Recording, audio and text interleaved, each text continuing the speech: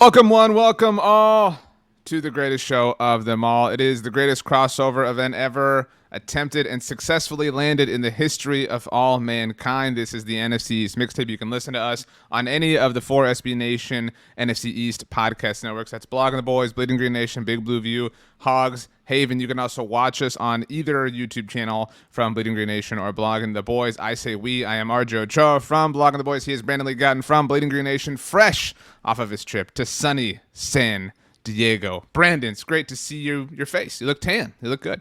I don't know how tan I look, but thanks, RJ. Glad to be back here with you, even though the listeners don't realize maybe, for them, they had an episode still last week, but we haven't recorded in a couple of weeks, so it feels like it's been a while, as it has been. San Diego was fun. It was a good time. Definitely sunny. Great weather out there. Pretty much like 75 degrees, like a high of 75, and pretty stable each day. Went to La Jolla. Saw some seals, did some hiking in the Torrey Pines, went to In-N-Out, have some strong In-N-Out takes that I'd like to get to at some point. Overall, had a good time in California. Well, that's awesome. I mean, I guess we can get to the In-N-Out takes if you want. You posted on your Instagram story, on Twitter and Instagram at Brandon Gowton or at RJ Ochoa if you want to hang out with us. You posted a picture from Torrey Pines, a little video, and I was like, "You're next to I didn't know if you knew because you're not a golf guy. Next to literally one of the greatest golf courses in the world. Were you aware before I told you?" I mean, I was, just because I had walked by it. There's this trail, one of the Torrey Pines Hill, or one of the Torrey Pines trails, I guess, is called like Broken Hill Trail. And that one it's like the southernmost trail, and it goes right by the golf course. It was kind of funny, like to walk out at the end of it and like, oh, like I'm at a fence here and I could see people like driving. I actually took a break to watch people kind of just drive off the tee and whatnot. Well, congratulations on sort of being aware of that. Okay, so In-N-Out. I do not support animal style. That's not something I like. But I can see you, and I mean this as a compliment. Like when you try something, you want to try the way. Like you want the like experience that like the people who hype it up, kind of are used to. So I could see you being like, give it to me animal style. Give me like the conventional, the most cliche In-N-Out meal possible for the like true, natural, organic experience. I love food. And that wow, what a bold take. I know. I think about this as a separate take. I think young people now think that liking food is like a character trait, but that's a different thing. I mean, you're not a young person, so this doesn't apply to you. I just think there's some stigma against fast food. I'm not like an only fast food person, but I feel like our age, there's been some stigma against it, and you should support local business only. And obviously, I agree you should support local business, but I think there's room for fast food too. Sure. And so the fries at In-N-Out, RJ, are, sad to say, they're just trash. Like they're not good, and it's so disappointing. They weren't gross, to be clear. I did get them animal style, and that kind of saved it a little bit. They weren't. I didn't feel disgusted by them. It was just so underwhelming that I wouldn't order them. And that takes a lot for me, because I think people hate on fast food fries in general. Like people are like, oh, Burger King suck. Or, some people don't like McDonald's. I'm not the biggest McDonald's fries fan, but I'll still order them. I can't even order In-N-Out fries. Like they're not good at all. However, the burger, I will say, is legit.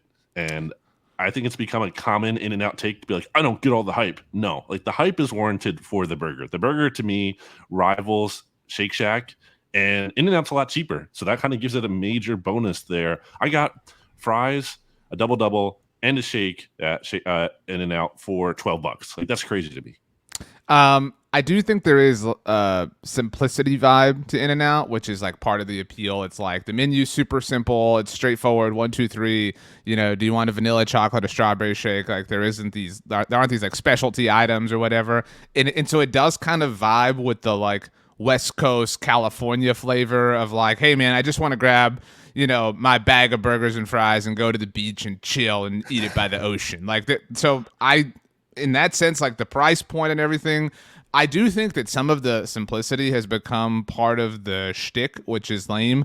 Like you don't have to dress your employees in the like hats and stuff like that. You know what I mean? Like the stuff like that is a little weird. But I'm happy for you. I'm happy that you had a great time, you enjoyed it. You can cross it off the list. What's the new version of In-N-Out that you have yet to try? It doesn't have to be a burger or fast food joint, but like something across the country, maybe even across the world that you're like someday that's getting crossed off. Yeah, it's a good question. I mean, there are some fast food things still I want to get to, like a Fat Burger, Whataburger, like those I haven't been to. I also like much lower profile, but Del Taco. I've never been to a Del Taco, which they have a little bit more than like California. Like I visit my friends in Michigan sometimes, and they have Del Taco, but I never had been. And their fries, surprisingly, are pretty good. And if you could pair those fries with a In-N-Out burger, you would have something going there. But yeah, those are, I guess, the next things for now. What about you? What's your white whale? It used to be pizza in Rome, but I've done that, and it's pretty sick. Like I don't know that. I don't know how much of the experience like adds, and like I don't mean like a specific pizza, the way like you're talking about specific restaurants and things like that. But so I've never been to Philadelphia, so I would say like a Philly cheesesteak, maybe like on the Rocky Steps, like just go the whole way. You know what I mean? Like, I've also like I'm really the only like East Coast cliche I've ever visited is the Boston area. I've been there, and so like I've had that kind of food and experienced that culture. So like I would also like to do, and I don't have like the place in mind. I'm certainly open to recommendations if and when I venture out there, like a classic New York slice of pizza. You know what I mean? Like on the streets of New York. So like again, I don't have like a specific restaurant in mind, but those food types in those specific locations would be sick.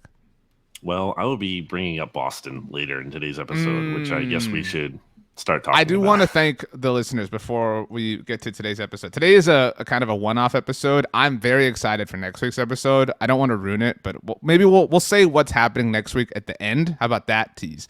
Wow. And we have to record it ahead of time. We're time traveling all over the place, but I don't know on what episode it was at this point because the timing has been so weird. We were talking about how I actually told my wife that you don't like Bruce Springsteen, and she was like, "What?" So way to go. I don't dislike him. I just don't get it. I know. Well, that wasn't the way I told the story. Just so we're clear. She's not a mixtape listener. It's sad to say. Wow. But so I talked about when you brought that up here, how in the episode of The Office where Michael's like trying to con everybody into the Bruce Springsteen tickets, how the Heart of Rock and Roll by Huey Lewis in the News plays. And I got so many responses from people on Twitter who were saying, and I'm not trying to bag on the listeners. I think that you loyal listeners are giving the writers of The Office a little bit too much credit. That's my take. And maybe I'm just wrong. I'm not trusting enough. But everybody, I don't know how much you saw BLG because you were on vacation, but everybody said that it was purposeful by The Office to have a non-Bruce Springsteen song there to kind of line up with Michael not knowing who Bruce Springsteen was. Do you think that's fair? Do you think The Office deserves our trust?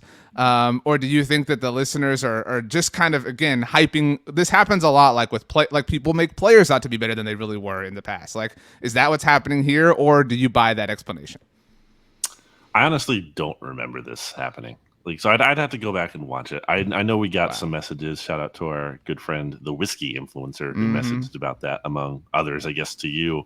But I got that message while I was in San Diego, and I was just like, I was just too a little checked out to like really weigh in and think about that. So it hasn't been on my mind.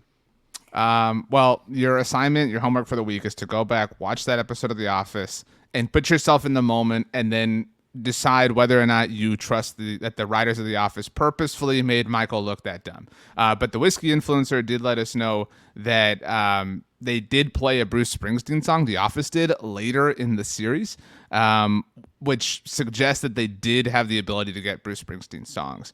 So, it is what it is. Okay, are you ready for today's episode, Brandon? We've gone almost 10 minutes without doing anything. So, I mean, it's the dead zone. I think we're allowed to do this a little bit. And honestly, I think people probably like this part more anyway. It's more wide appealing, I would say. Well, I don't know, because this is maybe the most tangential NFC East mixtape we've ever done, because it actually has nothing to do with the NFC East mixtape. We've talked about doing this before. We love football. We love the NFL. By the way, I don't know what's up with your connection, but like, so you're sort of freezing at different points, and you were just frozen. This won't work for the podcast audience, but your face was literally like just Yeah. like all like you were like smug, like Closed, frozen. It was eyes so closed. funny. Yeah, mouth like thing. kind of pouting. It was really funny. But anyway, we love football, and obviously love the Cowboys and What the a bold Eagles take. more than anything. But there are other teams we kind of like, and I think that's something that's okay to admit. Like, hey, look, I'm unafraid, I'm bold, I'm brave. Like, you can kind of like other teams. That doesn't mean you have a 2-team or whatever, but you can just kind of appreciate other teams. You can enjoy it more when they're on national television versus somebody else. You can look forward to those more, whatever. So we each have 5 teams that are not the Cowboys or Eagles that we kind of like for varying reasons. Do you want to go first? Do you want me to go first? We're going to alternate, obviously. Do you want to guess one of mine? Do you want me to guess one of yours? Like, how do you want to do this? You already gave kind of a massive clue for one of yours. But how do you want to do this? Well, I think this is like a false equivalency kind of thing. You're like, yeah, it's okay to have this. I mean, I think you are especially guilty of this multi-team thing, Oh my as gosh. people will know How from the dare you. SB Nation NFL show. By the way, do you like my hat? For the listeners who can't see, if you're not looking at the YouTube, It's a version, Grogu hat. You have a Baby Yoda hat. So shout out Grogu. to me for that, and shout out to my friend Becky for getting me the hat. What did that have to do with the SB Nation NFL show? Huh? What did that have to do with the SB Nation NFL show? 'Cause The you were hat like, didn't, but you just like adopting other teams basically left and right outside of the Cowboys. I mean, there's an obvious answer for me in terms of a team that I like the most. Let's say you were just there. Exactly. Let's say the Eagles were abolished, and I had. Thank God. I love this new reality. Okay. I don't think you do. I think that wouldn't be as fun for a lot of reasons. But anyway, let's imagine a world where the Eagles are gone and there's no replacement team in Philly. Like, you have to root for another team if you want to root for any team at all. I think I would root for the San Diego Chargers. I want them back in San Diego. They lose some of the appeal by being in LA because it's just dumb. It doesn't make sense. They were never an LA team except for their inaugural season. But still, this is like they're a San Diego team. They should be back in San Diego. Justin Herbert is one of the most exciting young talents in the NFL. I already have a huge problem with this, but go ahead. I know that they underachieve a lot, but that's part of the charm, is because like you're not a front runner if you're cheering for them. They're underachievers. That's kind of like your argument with the Cowboys, but it's not the same because they don't have the history. It's pretty crazy that I think you've brought this up and Stats has brought this up on the SB Nation NFL show, like how they've had so many great quarterbacks and still they haven't won. It's kind of crazy. So there's some like Eagles energy going on there for me. I think Tom Telesco is an underrated GM as it currently stands. I'm not like the biggest Brandon Staley believer. I'm not a skeptic yet, but like I'm kind of like in the middle on him. People were so in on him because he walked up to his press conferences with Starbucks cups. Yeah, like, oh my gosh, that was not Brandon me. Staley's so cool. He reads books. Wow. Yeah. Oh my gosh. Okay, is that are you done with your explanation? The aesthetic is cool. The jerseys, you can't deny that. San Diego's a good city, as I've been to. The people of San Diego deserve the Chargers back. They should get them back. They're the Padres. Yeah, but they should have the Padres and the Chargers, and that's my pick. So I think it's dumb to make such a big decision off of a current moment. Like to be like, well, just like Justin Herbert's awesome. Like I'm not disagreeing with that, but like to be like, that's why, that's dumb to me. Like I'm a big football historian. So like there has to be some historical element here. You're right that the Chargers have like a really rich history, Hall of Famers, some revolutionary things that have happened there. Lots of heartbreak to your point. I'm not saying the uniforms aren't great, but I think that the uniforms are so great and so popular that it's kind of like ruined the allure of how great they are. And I'm not saying they should like adjust the way that they like dress themselves, but it used to be like they're wearing the powder blues. Like it used to be this really special thing. I've thought about it a lot. I don't like the numbers on the helmets. The lightning bolt looks so good. If you got rid of the numbers, it would look really, really, really great. I don't think that they have any uniform combination I don't like. Now that we live in a world where throwbacks are happening with alternate helmets, I want to see him go Navy. Do the Navy, now that would feel special. You know what I mean? Like if he did it once with the Navy helmets. So yeah, but it's a fine choice. I'm not going to knock you for it. A couple more things I had in their favor were different conference. opposite Sure. side of the country, like that helps. Like there's no kind of overlap here. They've had some cool players, like Sean Merriman was cool for a moment there. I think Austin Eckler kind of coming out of nowhere. Keenan Allen, they've had some like underrated players, fun players. LT, one of the best of all time. Darren Yeah, Sproles, the Sproles, original Michael Turner before he went to Atlanta. Yeah, totally agree. Yep. Wow. Okay, I like that. So the approach to your first team was very different than I was anticipating. So if the approach is you have to pick a new team to root for, because that's different than the way I kind of calculated everything. Then I think it has to be opposite conference. Yeah, like so. And opposite side of the countries are really good. So. Like that. Well, that really like vibes well. So if I had to pick a new team to root for right now today, like again, Cowboys are abolished, same sort of situation. And you correctly predicted this. I would probably probably go with the Buffalo Bills. Love their uniforms, love their history, lots of great teams. I love the '90s Bills, and I think it's easier to love them as a Cowboys fan because my team had success against them. You know what I mean? So like by like gassing them up a little bit, it makes my team even better. They're not a threat. Right, exactly. Like historically, like they're clearly the little brother to my team. So it like psychologically it fits for me. I even love the '90s Bills uniforms. Like I want to see those throwbacks with the red helmets. I love the current get-ups, but like let's get weird. Let's experiment. Obviously Bills fans are great. They're the only team that plays in New York. They're opposite conference, still East, and have I don't know that they have like a clear threat to challenge or like to go after in the Patriots anymore, but they have a lot of history to try to like outdo and chase, and I like that. So if I had to pick a totally new team, I would go with the Bills. That would be the team I would like plant my fan flag for. But again, I have some different teams that I do like in different capacities as well. Arguably Canada's team, since they play in Toronto sometimes, and they're the closest thing. How long? What was the last time they even played there? It was like what 2014 maybe, something like that. I don't know. It's in the past decade. I feel like. I feel like they've talked about doing it more, but I've had a theory about the Bills. Yeah. By the way, they were like not in the national conversation at all until they traded for LaShawn McCoy. That like I feel like that legitimately reminded the world like, hey, the Bills exist. Because like who was on that team before? Remember Stevie Johnson? Like that was like maybe he Why was so serious. Yeah, exactly. He was a kind of a big deal, but other than that, I mean, Fred Jackson, had a moment, of relevancy. Obviously, Lee Evans, J.P. Lossman. Wow. I think that Jason we don't talk enough about Dick Duran's era in Buffalo. So yeah, I would say that people say that Eagles fans and Bills fans have like a similar energy, and I think there's some truth to that.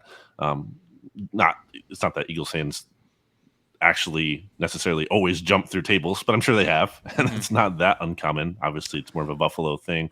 I kind of feel indifferent about them on the whole. I guess it's part of it's just the geographical area. Like, I just don't have a ton of interest in Northwest New York.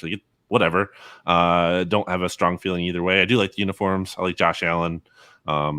Not like the biggest Sean McDermott guy because of his time in Philly. How could you be? How could you not be? He's a Philly guy. Jim Johnson disciple. Yeah, but like there was frustration there, and this idea that like the Eagles moved on from him too soon was a little silly. My memory of Sean McDermott in Philly is him like dropping Trent Cole into coverage and like getting a little too galaxy brained at times. Obviously, he's been a good and turned out to be a good head coach. But so I don't really have an affinity for them, but I don't hate them. I will say a few things working against the Bills. And I think like that's a good thing. Like you got to have things you dislike. You know what I mean? Like that's what being a fan is. Like whatever. One, I mean, yeah, the Sean McDermott thing, whatever. But like mostly for me, there's some, and this hurts me because I would love if the Cowboys came to the Super Bowl, I would really love to see the Bills do it. But I am so over. I've talked about this on the SB Nation NFL show. All the complaining about the coin toss, and like it is getting so old. I mean, and I know that Josh Allen is asked about it sometimes, and so he just has to answer questions. But like this idea that the Bills were robbed and that the NFL had to change, like that is some massive loser energy in my book. But that pains me because I don't want to see this happen to them. Like this is if the NFL rewards them the way they did the Saints after the rule change happened for them, some dark days are ahead for the Buffalo Bills. Oh, the other thing I was going to say is I like when a team has an obvious place in their city.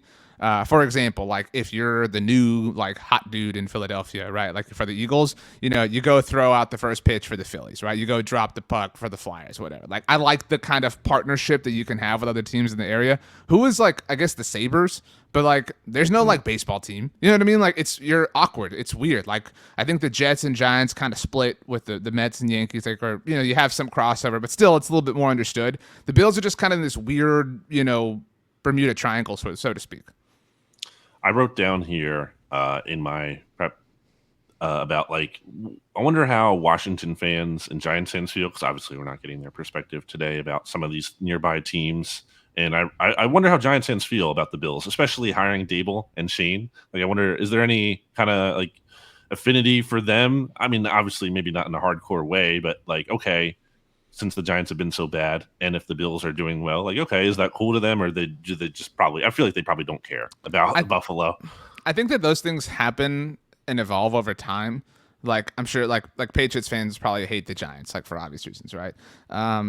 But like I think that happens. Like I bet Panthers fans recently have started to kind of find like Washington annoying because of Ron Rivera and like all the defections or deflections or acquisitions, whatever. So yeah, like maybe this is like a new rivalry, so to speak, and the geographical ties, there as well, which isn't always the case. But okay.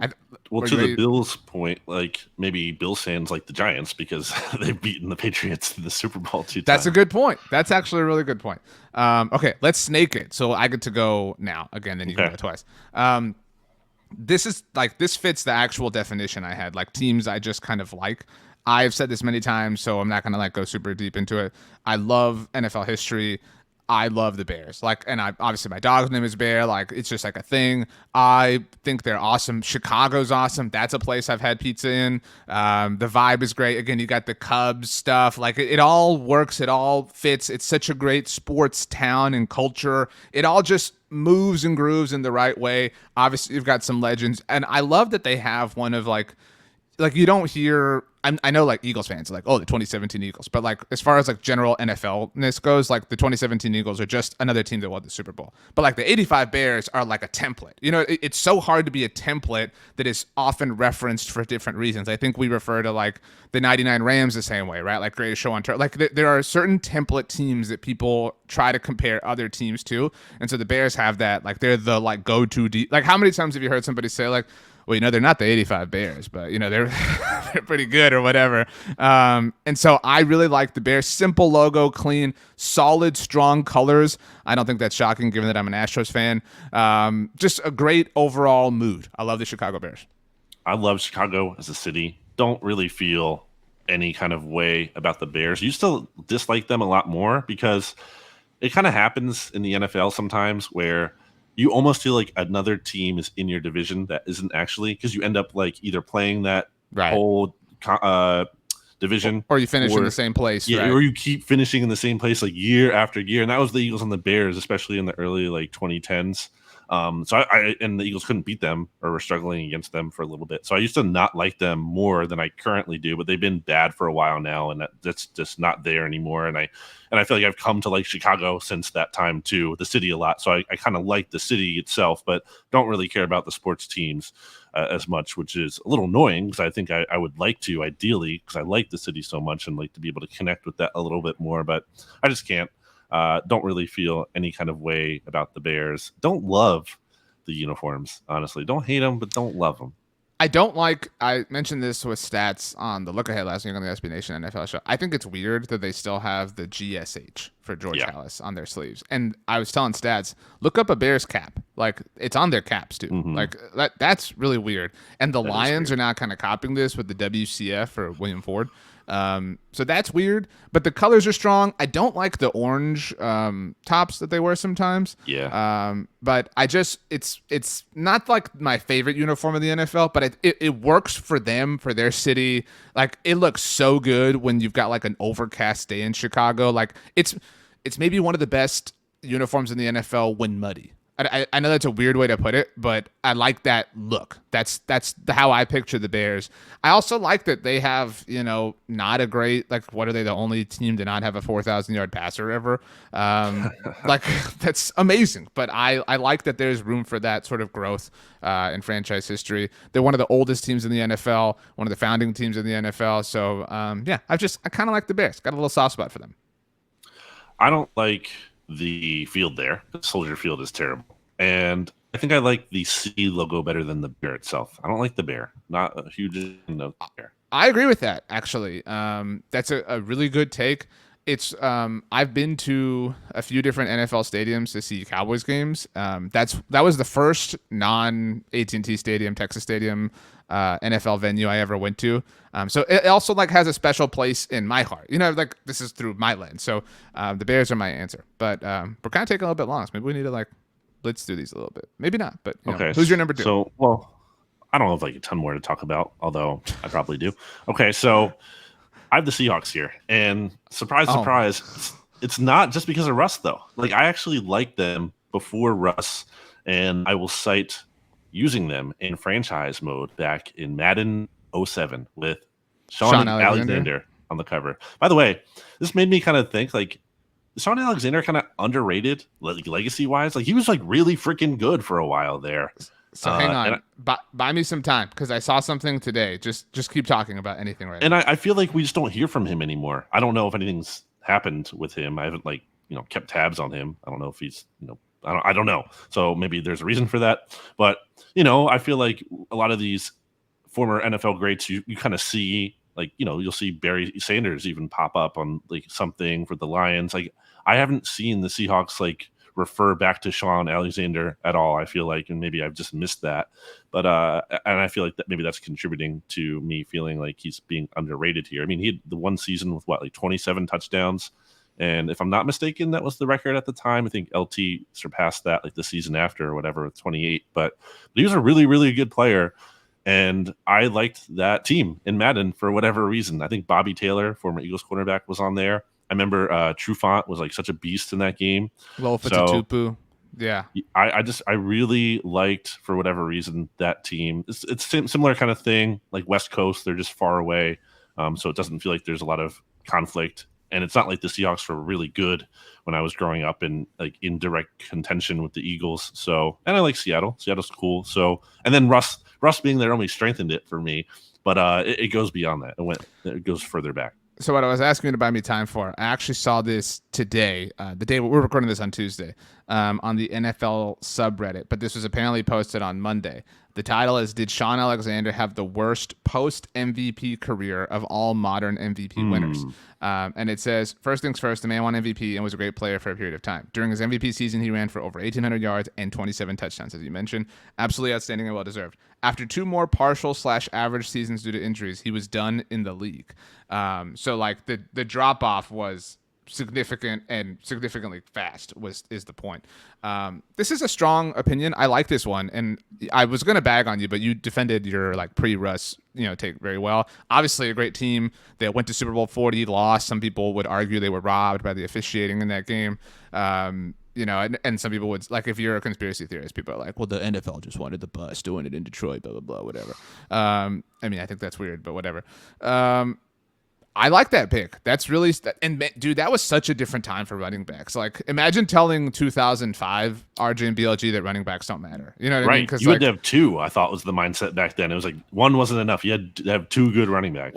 Well, Marion Barber passed away a few weeks ago, and like at the time, it was Marion Barber and Julius Jones for the Cowboys. Like you're right. You did have to have both of them. Both are two solid players.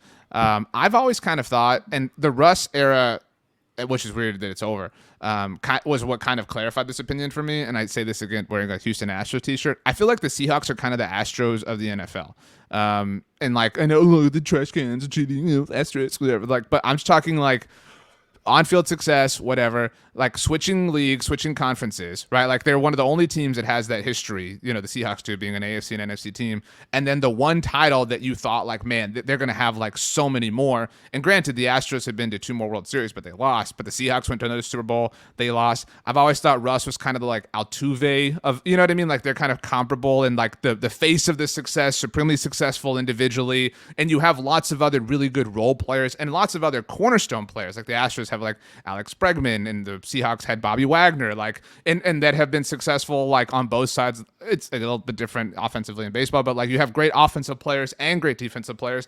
And, Russ has made things work with like role players, like, your Jermaine Curses or Golden Tates or whatever. And like they've been very similar in my mind. Like I've always just kind of like sorted them together, if that makes sense.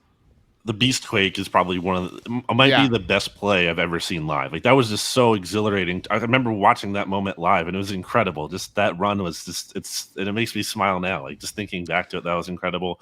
I even like, and this is kind of silly, but like I like when Matt Hasselbeck said like we won the toss and we're gonna win the game or whatever. And you're right. But like I like the energy of that. I was like, yeah, like as a young fan of football, I was like so fired up. Like that was different. I'd never seen anything like that. I was like, I like that. Like why don't we have more of that in sports? Like that was fun. It didn't manifest into anything positive, but I liked it in the moment. It was we want the ball and we're going to score. And that's great. We should see more of that. The pick six happened by way of Al Harris, who is now on the Dallas Cowboys coaching staff, by the way. Former Eagle, too. I have a quick question for you, trivia question. Can you name the bird teams in the NFL? And that's not why I picked the Seahawks. There are 6. Is that correct? There are 5. You have 20 seconds. Seahawks, Falcons, Eagles, Ravens, and I'm not looking at my helmets, I promise. I already forgot the ones I said. I think you said Seahawks, Ravens, Falcons, Eagles, and Ravens. You already said Ravens. Oh, time's up. You forgot a team that plays in Arizona. Oh, well, if I could forget one, I'm happy it was them. The one that was in the NFC East once upon a time. Yeah. I also like their history is so long, but it's so complicated. Like, they were in Chicago and then St. Louis and then Phoenix. Like, miss me. Like, it's too much. Even just like now, like Googling the Cardinals roster, I get annoyed because the St. Louis Cardinals roster comes up. It's like, come on, what is this? Okay, we're both 2 in. So who's your third? I have By the way, like your 2 are really strong. I'm really proud of you right now. Okay. I don't say that all too often. You're doing so well, Brandon. There's a drop off after this, and I'll just mention the final 2. I kind of have a soft spot, is how I put it, for the Jets, just because like they're so unthreatening, kind of like we talked about with you and the Bills earlier. So different thing, but they've never beaten the Eagles ever. So like, there's like I can't take any crap from a Jets fan. Like, what do they have to say to me? Like, it used to be that the Eagles never won a Super Bowl, but now they did, just like the Jets have won, and they've literally never beaten the Eagles. They play in the preseason every year too, so there's some kind of familiarity with them and their roster just from that. I think Jets and Eagles fans can both agree at the very least that we hate the Giants, so that's always fun. And, having grown up in New Jersey, I was around some Jets fans, and Joe Douglas is there, who helped at some level the Eagles win the Super Bowl. So I'm not like, go Jets. I did go to a Jets game one time. My dad got tickets. It was like back when the MetLife Stadium opened, and the Jets were like, I think, looking for more season ticket holders. So they sent my dad some free tickets for the game. And it was actually a really good game. It was them against the Houston Texans, and the Jets came back, I believe, to win that. That was like back with Arian Foster's Texans. So I feel like fine. They're just so non-threatening to me. I feel fine about them. They're literally tied with the Giants for the worst record in the NFL, as we know, since 2017. So I put them. And then also real quick, I just put the Steelers in here. Like, I think what the heck are you doing? You only get 2 in a row. These are kind of similar tier for me though. And we're wrapping, I'm moving through it anyway. I just let me talk about the Steelers real quick, because the Steagles, they were one team once upon a time. So it's not even about that. Talk about them. It's not about that. It's I will say that it's funny. I think people outside of Pennsylvania think there's like an Eagles-Steelers rivalry. There really isn't. And the Keystone Cup. Oh yeah. Do you know, RJ, which is further from Philly, Pittsburgh or Boston? I mean, I'm going to assume Pittsburgh is, like, to your point. I mean, like, you set that up very poorly. It's actually Boston, so you're wrong. But it's like Okay. So this is by Google Maps quickest time to get to each city. You should go by mileage, not quickest time. But Well, whatever. quickest mileage then is what it is. Okay. Boston is 306.9 miles and Pittsburgh is 305. So a difference of 1.9 miles.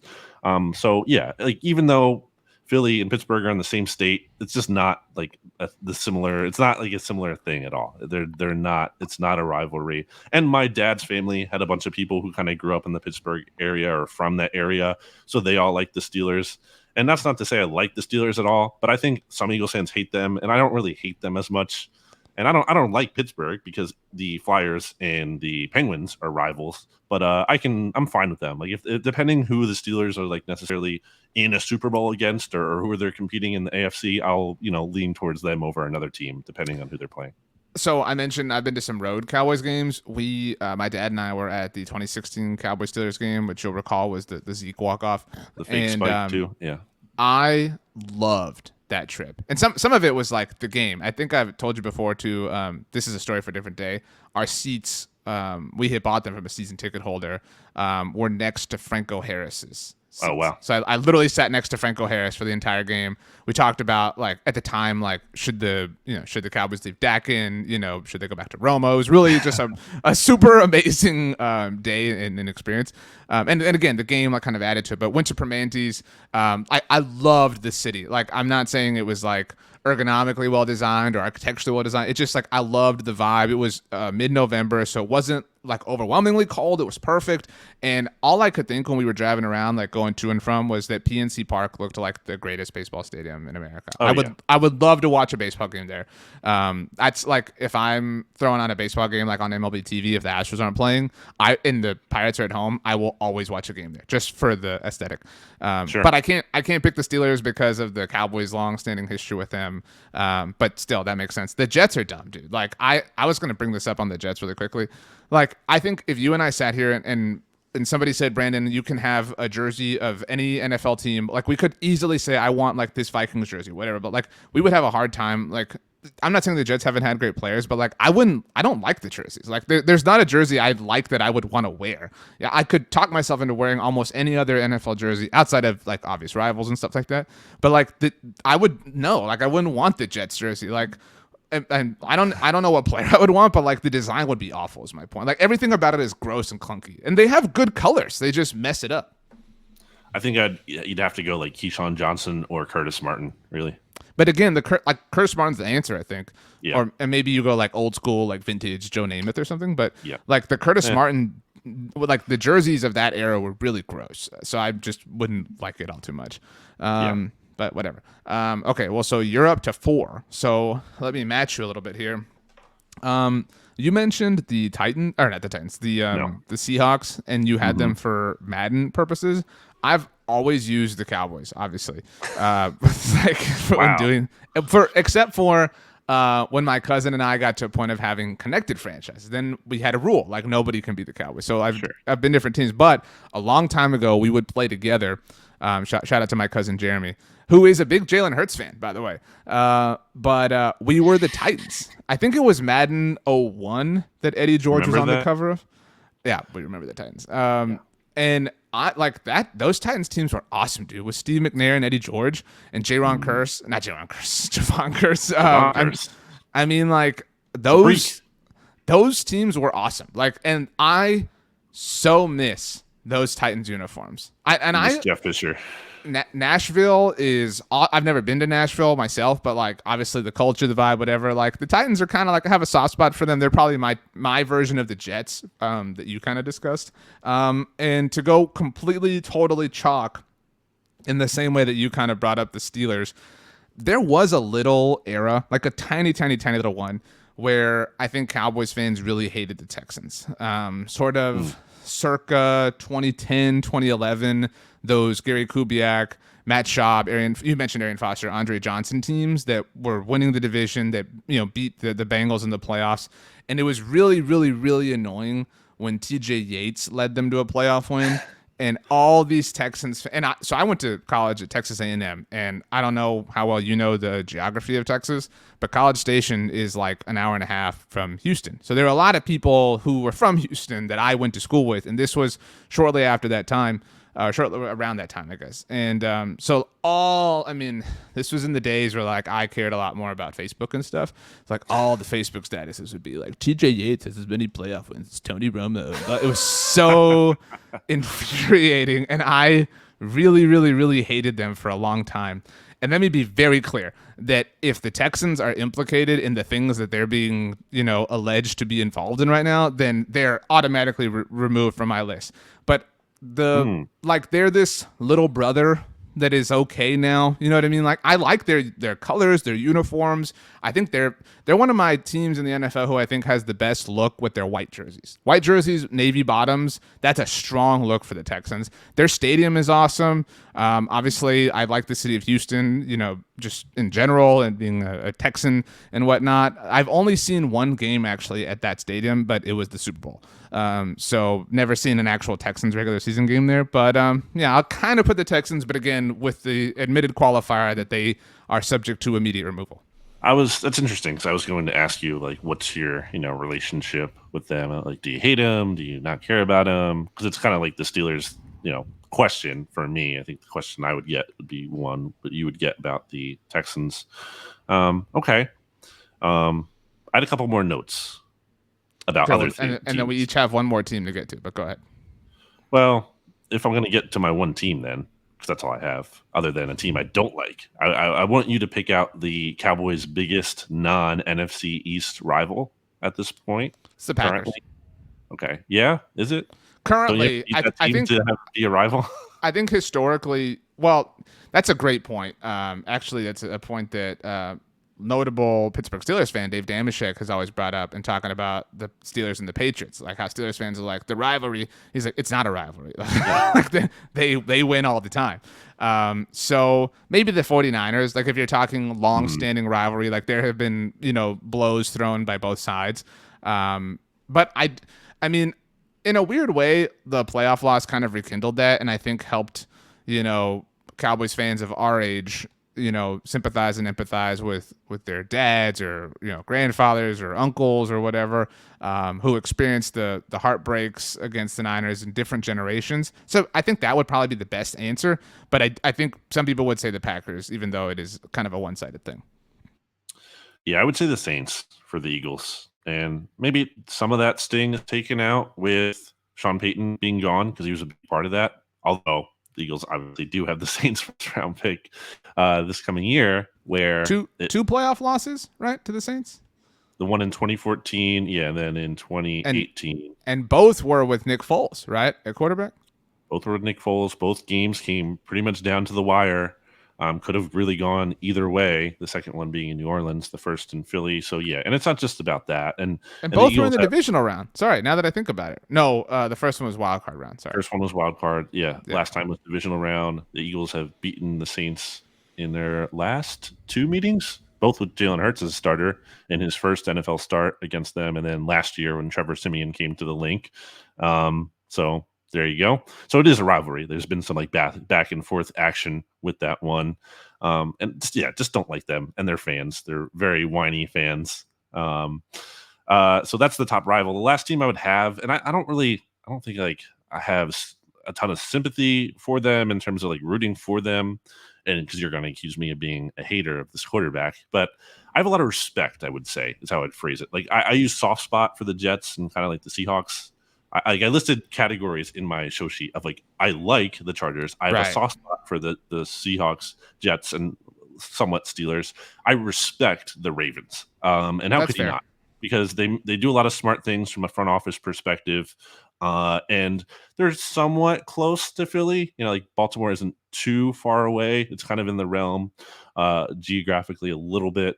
So like I'm not like super jazzed about rooting for them, but like it doesn't bother me when they win as much because it feels deserved. Like because they know what they're doing. It's not just like pure luck. Like those Giants teams that won the Super Bowl. Like when they win, it's like deserved because they make smart moves and stuff. So yeah, I have them.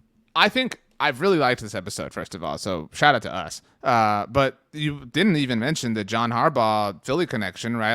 Sure. Like, like there's always that sense of, and that's like part of why I'm also like rooting for the Bears now, is like I would love to see Matt Eberflus have success. I mean, I kind of rose to not prominence, but like really, really rose with the Cowboys and whatnot. And at the time, like, it's amazing to think that the Ravens were going to hire Jason Garrett. Like when you think about like everything that John Harbaugh's done for them, that's amazing. But and a younger Jason Garrett that became the Cowboys head coach at that. But he was a special teams coordinator. Like that story was beaten to death forever, and he's been there so long that it's just kind of like faded. But that is such an important, I think, element to the whole rise of like the Ravens' success. This, you could argue this century. I mean, or like their existence. I think actually John Harbaugh is the longest tenured coach in Ravens history at this point. He's probably surpassed Brian Billick. But I like how we've both kind of, in our own way, and I think we've been influenced by each other just a little bit, but like sorted them in the same categories. Like we had, you kind of touched on it, but the team we would root for if we had to give up our current team. We had teams we had like soft spots for, like the Titans were kind of my Jets and whatever. And then we both kind of had the like in-state rival, but not really rival sort of thing, whatever. And your final team is a team you respect. And I totally agree with you. I know you guessed that I was going to pick the Ravens. I really had no desire to pick them whatsoever. But that's cool. But so like this team, I realize you will not like, or a lot of people won't like. But if we're talking about respect, and I've mentioned a few places that I've traveled to and gone to Cowboys road games, I like. So let me tell you this: I've been to one Super Bowl in my life. My dad and I went to Super Bowl 51, and I kind of like. I think this Cowboys playing that game.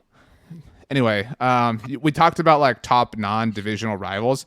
Outside of those teams, though, there are other teams that we like hate, right? Like that just like bother us. For this, that's like kind of the opposite of this episode. And I have always kind of hated the Falcons. Like I've never liked them. I've never really enjoyed them. And some of it was I always felt like Matt Ryan never got the same criticism that Tony Romo did. And I know he had won MVP that season, but so like I just was always kind of like irked by them. And so when it was 20-3. I remember sitting there and I was just like, of course, like the one Super Bowl I would come to would be the one that like justifies the Falcons. And then the stages of like depression or grief or whatever is like, I was literally like bargaining in my mind. I was like, you know what? Matt Ryan deserves this. Like, like I was trying to convince myself that like I was happy about it because it was going to be the one Super Bowl I went to in my lifetime. Like I was eternally going to be connected to them. And then obviously, the comeback happened. And so like one part of me is extremely grateful to the Patriots for having me never have to live in that reality. But that was insane. And the fact that I got to see that in person, like I said, I'm an NFL historian. And so the fact that I got to see the first Super Bowl that ever went to overtime in person, got to be there with my dad, it was just really special memory. And then that we went to Boston and saw it, and it was such a great trip and everything. The Patriots have a soft spot in my heart. And obviously, who doesn't respect them? So Gross.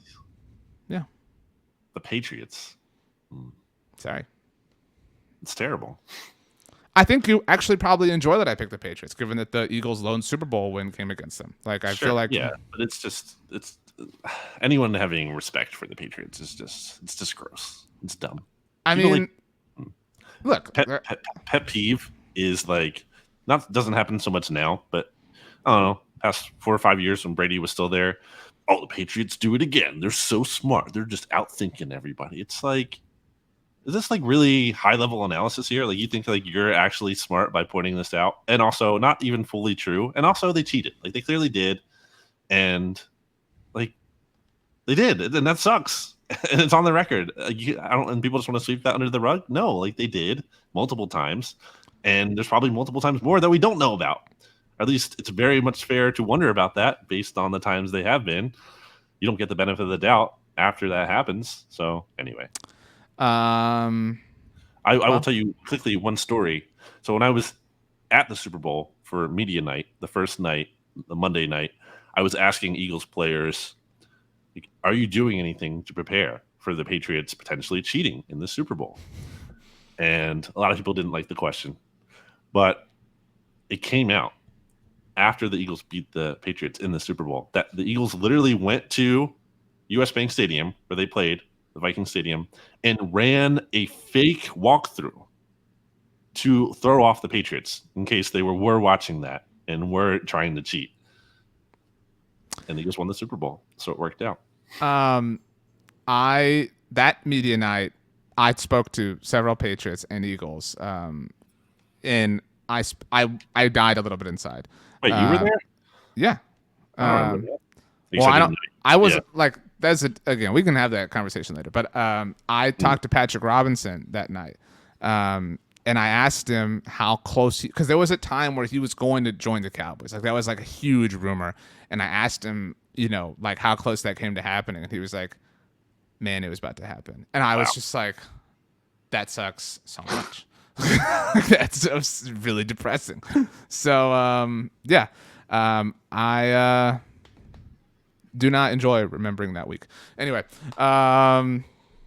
this was cool. So who was on my list? I had Bills, Bears, Titans, Texans, Patriots. You had Chargers, Seahawks, Jets, Steelers, Ravens. Whose list do you like better? He is on Twitter and Instagram at Brandon Gowton. I am on Twitter and Instagram at RJ Ochoa. BLG, it's time for us to go. So give us 4 random words that have nothing to do with one another. And one of them has to be at least 5 letters long. At least 5 letters. So 4 random words. One has to be at least 5 letters long. Trunk. That is 5 letters long. So that I don't know if you're meaning that to fit that requirement or if that's it. Okay, so that's your 5 letter long. We got 3 more words. Set. Okay. Rain. Right. Long. All right. Thanks for joining us, everybody. See you next week. Oh, wait, no. Tease the show. We didn't do that right before we leave. Tease what's coming up next week, Brandon. Next week on the NFC East Mixtape. Some might say the ending of this episode, how it was handled, was a dumpster fire. So we're going to consult an expert on dumpster fires and bring in Bleeding Green Nation, / BGN Radio's own Jimmy Kempski, who is currently, as we are recording this episode on Tuesday, June 20th, working his way through the dumpster fire series on Philly Voice. We will be back with him to talk about, I think, the strongest reasons why each team in the division could be a dumpster fire during the 2022 season. Give us a sound effect of the flames of a dumpster fire, and then we really leave. It's like a thunderstorm, but whatever.